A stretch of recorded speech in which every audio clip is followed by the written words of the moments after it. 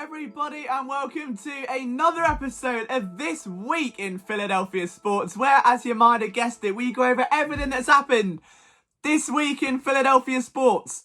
Again. Now, obviously, for the second week in a row, there have been no headlines. Absolutely nothing. I'm racking my brain. There is absolutely nothing. Obviously, the outbreak of COVID-19 has ripped its way through the sporting landscape, leaving us without the escape from our daily lives, without that outlet to pour all of our passion and energy into, and it sucks. I mean, first and foremost, I hope you're all safe. A very testing time. I know this is affecting us all very differently. Most of us are self-isolating. Some of us know people that have been affected. And I just wanted to say that if you are struggling at this time, my DMs are always open. We do also have a Discord server. So if you're one of our community, if you're a die-hard Eagles fan, or this is your first time stopping by, we do have a Discord server where you can just hop on, and there are like-minded Eagles fans who are more than willing to talk shop, learn about the birds. Maybe you've got some stuff you want to share, or just make some new friends and drop into Call of Duty Warzone and land in the gulag, because that's about all we can do right now. If you are new around here and you haven't yet subscribed, it would be amazing if you could. We are on the road to 20k, the 20k club. You are all a part of it right now. And this is, of course, the final time I can use the video of me slinging that deep touchdown pass. Right, I'm going to do it one more time. I'm going to throw up a deep touchdown pass. I just need you to catch it, all right? Don't be Nelson Aguilar. Don't do it. Just catch the pass. Subscribe to the channel. Let's have some fun. Two more things before we get into the video, and then I promise we'll get into the nitty-gritty of nothing, because again, nothing's happened this week. The NFL draft takes place this weekend, and because it promises to just be an absolute train wreck, where the NFL hosted a mock draft on Monday, okay, and it took one pick before it all went horribly wrong because every other GM forgot to mute their microphones. I am here for this. It is going to be fun. But if you want to watch along with us, we will be hosting a live stream every single day. Now, what does that mean? It means I'm actually going to my office. I've bought an airbed. I'm self-isolating in the office with food, with whatever I can get for about 3 days, to just bring you guys as much content as we can. We've got a daily live stream for every single pick of the draft. We're pulling in every member from the PSN Eagles team to bring you that live stream. I'll be looking after articles, I'll be looking after videos, and hopping on the stream as well. So if you want a community to watch the NFL draft with, we are going to have a live stream every single day. Just make sure you tune in, all right? It'll be cool to get as many of you together. And in a time where we're socially distant, let's just, you know. One final thing, in a video last week, I said some of you are going to have to name that spot, okay? Because it's appearing in every video for the foreseeable future until I get back to the office. And I think the best answer we had by a country mile, Chip Kelly. A few people suggested this, but I can't lie, this explanation is absolutely brilliant. It comes from Block Blizzard, and he says, I feel like Paint Chip Kelly is a perfect name. It's an unsightly blemish that we all wish we never saw. It's a chip. It may have tarnished that wall, much like its namesake did our team, but it's part of that wall forever that can never be erased, no matter how hard we wish it could. I'm gonna cry over a chip. Right, on to today's episode. As we know, not a lot is going on, but that doesn't mean there isn't stuff to talk about. The NFL draft is upon us, and instead of going through, are the Eagles trading up? Are they trading down? Do they love this guy? Do they love that guy? I don't bloody know, alright? No one bloody knows at this point. No one has got a bloody clue about what the Eagles are going to do. We have heard rumours about them trading up for CD Lamb. We have heard rumours of them, believe it or not, and this will come as a shock, drafting a wide receiver. Oh my god, oh my god, oh my god. I know, we're spilling hot tea, alright? This is per source. They might draft a wide receiver. So instead of going through that and hypothesizing about what could be, I wanted to take some time to talk about what shouldn't be and what the Eagles shouldn't do. I wrote an article earlier on Philly Sports Network, which for the moment, guys, just a heads up, there are some technical problems with the site where it's loading like something out of the 1980s for some people. So if that is an issue for you, I'm very sorry. It will be fixed very soon. But if you could continue to support the website in a time where we are struggling, that'd be brilliant, because obviously your support right now, your willingness to read our articles and share those articles and discuss and engage with us is keeping us afloat. So if you could do that, that'd be really appreciated. There are a lot of things the Eagles should avoid in draft week, 5 of them in fact, and I've listed them all, not on my hand, but in the it's coming. All right, we're going to start with complacency because let's be honest, I made a video on this a couple of days ago. The Eagles have had historic draft classes in 2 of the last 3 years. And in those classes have come away with Donnell Pumphrey and Shariff Miller. Now, I know that not every player is going to pan out. That's the nature of the draft. But in essence, it is just a roulette wheel. But when you have got names like Tariq Cohen and Marlon Mack in that same round and you come away with Pumphrey, the fact you missed on him becomes that much more of a sting. It's like a kick in the balls if you're wearing high-heeled boots. Now, this class in particular is historically deep at wide receiver. And just because there's a lot of depth, it doesn't mean you should be scared of being aggressive to go out and get your guy. Now, we know that Roseman has been aggressive in the past. He traded up for Andre Dillard. He traded up for Carson Wentz. He moved back for Dallas Goedert. There are some smart moves there.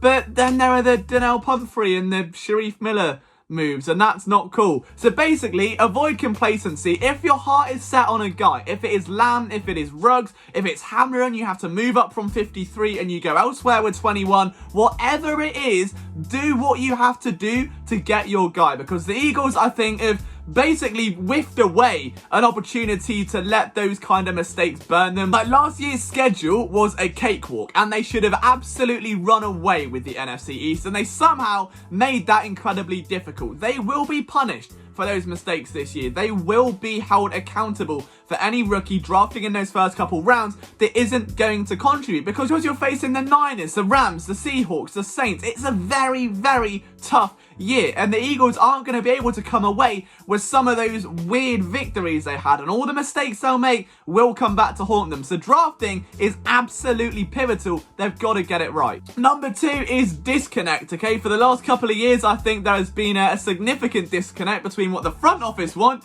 and what the coaching staff want to work with. Just look at Rasul Douglas, for instance. He's 6'2". His arms are like a wacky flailing, inflatable arm flailing tube man. He's very, very productive around the football. For whatever reason, he can't seem to win over this coaching staff. And I say this reference all the time, to the point in 2018 where the Eagles signed Dexter McDougal off the street, let him play a game where he ran into Jordan Hicks, like run into him head on and fell over before giving their draft pick a shot at starting, okay? For whatever reason it is, Rasul Douglas, despite his improvements in tackling, whether it's his long speed or not, I don't know, he can't win that coaching staff over, okay?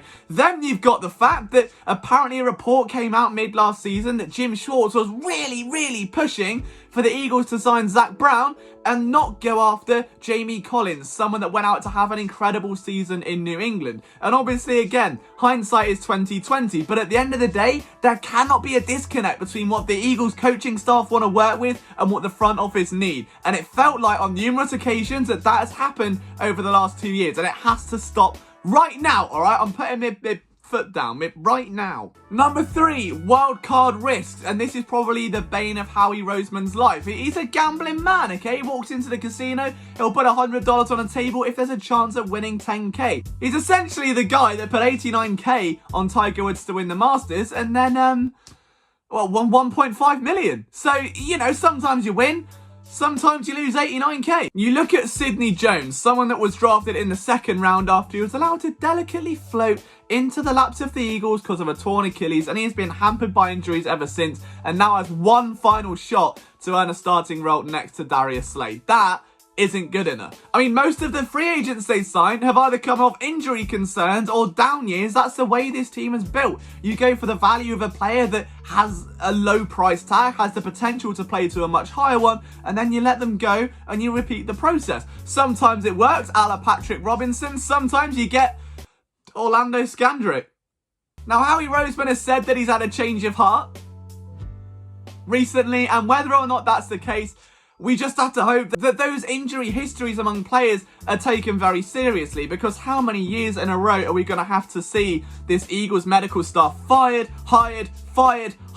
I've seen less turnover in my love life, okay? It's tragic, it's I meant the medical staff, not my... Although, I mean, with a man bun, that's not going much better, let's be honest. Either way, it's not good enough. Numero 4, all right? Drafting without infrastructure. I don't know how to address this, really. In 2019, it's a little bit early to evaluate that draft. I fully get that. But 3 of those picks, they've got question marks over, all right? JJ Arthega-Whiteside in the 2nd round was made to pretty much redshirt the entire year, read the playbook this way, this way, this way from every position, then learn it in Arabic, translate it to Spanish, and send it up to Captain Kirk before allowed to play a snap on offense when the Eagles were craving any kind of receiving production and ended up having guys like Robert Davis and Deontay Burnett make sizable impacts, okay? Not a good look. Not a good look, especially from a wide receiver coach that had Matt Collins graded as his top wide receiver. I'm lost for words. Shariff Miller played 2 special team snaps all year, which makes him about as effective as that toothbrush. Now, obviously, I know it's a little bit too soon to dictate Shariff Miller's success, and I know a lot of people will compare him to Brandon Graham or Derek Barnett or whoever, but the fact is, you draft someone in the 4th round in a position of need where the only depth outside of BG and Vinny Curry is Derek Barnett. Josh Sweat and company should all be vying for snaps on the roster, and he gets massively outperformed by Deshaun Hall in preseason. He doesn't have a move outside of the bull rush, and it stung him. He looked slow. The training camp reports weren't fantastic. This has to be a big year for him, but I want you to keep that in mind. And then everyone's favourite quarterback, Clayton Thorson.